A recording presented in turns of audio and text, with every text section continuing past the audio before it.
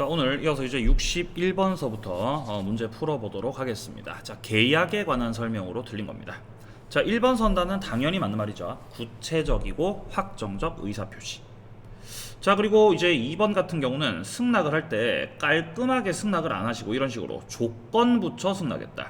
자, 조건 붙여 승낙을 하거나 변경을 가해서 승낙을 한 경우는 기존에 했던 청약을 거절해버리고 새롭게 청약을 한 걸로 본다. 그쵸? 자, 3번은요.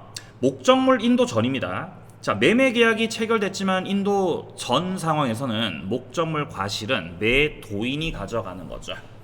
자, 근데 문제는 지금 매수인이 대금을 지급했습니다. 자, 아직 인도 전이라고 하더라도 매수인이 대금을 다 지급했으니까 돈 다 냈지 않습니까? 그러면 과실은 매수인이 가져가야 맞는 거죠. 과실수취권은 매도인에게 있다라고 하면은 틀린 거죠. 3번 정답. 자, 4번입니다. 청약의 상대방이 청약에 대해서 승낙 거절했죠. 일단 승낙을 거절했다라는 것 자체가 일단 파토가 난 거죠. 자, 근데 승낙 기간 내로 생각을 바꿔서 다시 승낙을 했다는 거죠. 생각 바꿔 승낙을 한 거 있죠. 이거는 새로운 청약입니다. 이미 파토가 한번 났고 다시 승낙을 한 거니까 이거는 새롭게 다시 청약을 한 거죠. 그럼 여기에 대해서 이제 계약이 성립하려면은 상대방이 다시 승낙을 해줘야 성립하는 거기 때문에 계약은 성립하지 않는다. 자, 그리고 5번은 매매 비용 같은 경우는 당연히 매도자 매수자가 균분해서 부담을 하는 게 맞겠습니다. 정답은 3번. 자, 그럼 이제 62번 문제 가보겠습니다. 토지거래 허가구역에서 자, 확정적으로 유효가 되는 경우입니다. 자, 1번처럼 깔끔하게 불허가 처분이 떨어진다면은 이 경우는 확정적으로 무효가 되겠죠. 무효가. 자, 그리고 2번 같은 경우 처음부터 허가 배제나 잠탈 이런 식의 꼼수 부리는 거 이거 확정 무효. 자, 그리고 3번 같은 경우는 쌍방이 우리는 허가 신청 안 할 거야. 의무이행 거절 의사를 명백하게 밝혔습니다. 그럼 허가 신청 자체를 안 하실 거기 때문에 이 경우도 확정 무효. 자, 그리고 4번 같은 경우는 정지 조건부로 계약을 했는데 그 조건 자체가 불성취로 확정됐다라는 거죠. 자, 조건 자체가 불성취가 됐다라는 거는 허가 받냐 안 받냐랑 상관없이 조건 때문에 확정 무효가 돼버리는 것입니다. 자, 근데 5번 같은 경우는 허가구역 지정이 해제가 됐죠. 구역 지정 해제가 됐다는 건 더 이상 허가구역이 아니다라는 말이 되기 때문에 이 5번이 확정 유효가 되는 사유입니다. 자, 다음 이어서 63번 가겠습니다. 조건과 기한입니다. 자, 조건 성취가 미정 상태라고 하더라도 처분, 양도, 상속, 담보 제공, 보존 다 가능하죠. 할 수 없다 틀렸습니다. 자, 그리고 2번에서 나오는 시기라는 거는 기한이 도래가 됐을 때 시작되는 기한을 말하는 거지 않습니까? 그럼 효력을 잃는 게 아니라 효력이 발생하는 게 맞고, 자, 그리고 3번 선다 같은 경우는 불정무라고 해야 맞는 거죠. 불해 무효가 아니라 불능 조건이 정지 조건이면은 그러면은 무효다. 불정무 틀렸습니다. 자, 4번 같은 경우는 조건 자체가 사회 질서에 반하고 있네요. 그러면 조건만 무효가 아니죠. 법률행위 싹 다 무효입니다. 조건만 무효 틀렸습니다. 자, 5번이 정답으로 처리가 되는 거죠. 자, 이거는 이제 불확정 기한에 대한 지문입니다. 불확정한 사실이 발생한 때를 이행기한으로 정했을 때 그 사실의 발생이 불가능으로 되었습니다. 자, 사실이 발생하든 사실의 발생이 불가능하게 되든 도래한 걸로 보는 거, 그게 이제 기한인 거죠. 5번 정답. 자, 64번은 겁나게 쉽죠. 1번 무허가 건물 임대하는 거, 이게 반사회가 아닌 거죠. 자, 다른 것들 뭐 첩관계에 대해서 처가 승인해 주는 거, 처가 승인해 주든 승인해 주지 않든 첩을 만드는 건 반사회입니다. 자, 그리고 3번에 부첩관계 종료를 해제 조건으로 한다는 거는 우리가 헤어지게 된다면은 돌려달라고 하는 거기 때문에 첩관계를 유지하고 이어가려고 하는 거죠. 반사회적이고. 자, 그리고 4번 같은 경우는 청탁을 하는 거, 그리고 뒤에서 부동산 양도하기로 한 거죠.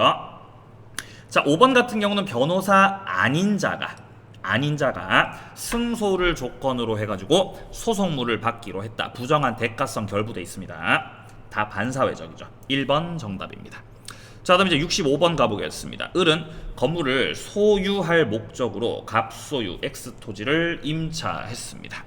자, 갑의 동의를 받지 않고 병에게 전대차했다라고 돼 있죠. 자, 그렇다면 이거는 자, 동의받지 않고 지금 전대차를 한 거니까 요 문제 자체가 이제 무단 전대차 문제네요, 지금. 자, 그럼 일단 갑이 목적물 소유자고 갑이 을에게 임대차를 해줬는데 을이 동의를 안 받고 지 멋대로 전대차를 해줬다는 거죠. 그럼 병 같은 경우는 무단 전차인이 되겠습니다.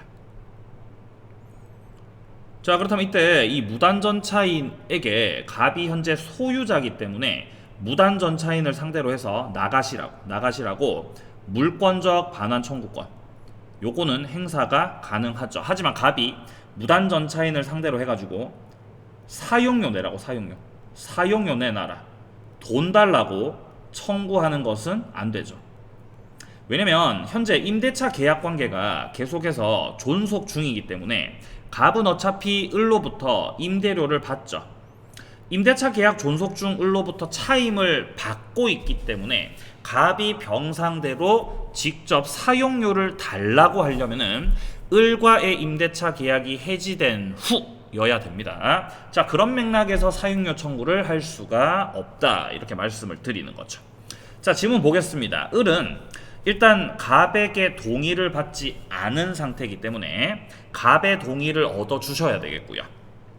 그리고 어쨌든 을과 병 사이에서 이루어진 전대차 계약은 갑의 동의를 받지 않더라도 을하고 병 지들끼리는 이거 유효지 않습니까? 자, 그렇기 때문에 을은 병에게 인도시켜 줘야 되고 병이 사용 수익할 수 있도록 해줄 의무가 있다는 거죠. 자, 2번입니다. 갑은 을과 임대차가 존속하는 동안에는 자, 병에게 손해배상 청구할 수 없다는 겁니다. 이거 하려면은 계약을 해지하고 해라. 자, 그리고 3번도 마찬가지죠. 부당이득 반환 청구 사용료 내놔라. 이것도 할 수가 없다. 2번 3번은 지금 거의 같은 거 물어보고 있습니다. 자, 4번입니다. 임대차 기간이 만료가 됐을 때 자, 병이 신축한 건물이 토지에 현존하고 있다면은 병이 갑을 상대로 지상물의 매수 청구할 수 있겠냐는 건데 자, 병이 만약에 갑으로부터 동의를 얻은 적법한 전차인이다라고 한다면은 갑에게 요건 갖춰서 매수 청구할 수가 있겠죠. 근데 지금은 문제 자체가 무단으로 전차해서 들어온 것이기 때문에 무단 전차인 병은 갑에게 매수할 것을 청구할 수가 없다라는 것입니다. 자, 4번 정답 처리가 됩니다. 자, 5번 선다 같은 경우는 배우자에게 전대한 거죠. 자, 그러니까 부부이거나 자, 그러니까 여기서 을하고 병이 비록 무단 전대차를 했던 건 사실이지만 이 둘의 관계가 뭡니까? 부부이거나 아니면은 목적물의 소부분 이것에 대해서 해준 것에 불과하다면은 무단양도나 무단전대차라고 하여 임대인이 이를 원인으로 해가지고 임대차 계약을 해지할 수 있다 없다? 없다 그랬죠. 해지 못한다. 자, 그러니까 이거는 배신적 행위라고 볼 수가 없습니다. 그렇기 때문에 갑은 임대차 계약을 해지할 수가 없다. 정답 4번으로 처리가 됩니다. 자, 고생 많으셨고요. 내일도 건강한 모습으로 만나겠습니다. 빠이빠이.